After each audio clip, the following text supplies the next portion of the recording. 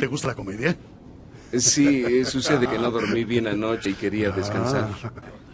Si quiere, veré la película con usted. Disculpe, unos audífonos, ¿sí? Desde luego. Gracias. Oye, el nuevo piloto me invitó a cenar. ¿Y qué le dijiste? Que mi mamá no me deja salir con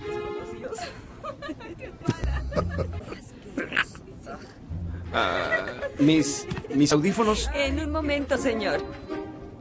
¿Dónde están tus audífonos? Eres un criminal. Perdone.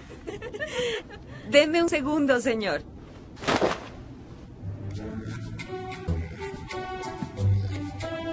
Disculpe. ¿Podría darme unos audífonos? No me levante la voz, señor. No estoy levantando la voz. Señor, cálmese. Estoy calmado, solo quiero mis audífonos. Nuestro país está atravesando un momento muy difícil y si no va a cooperar. No, yo estoy cooperando.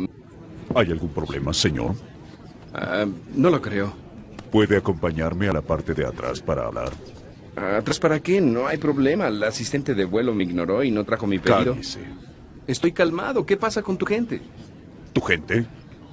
Ay, no me entiende. No hablo de la gente de color, sino del personal.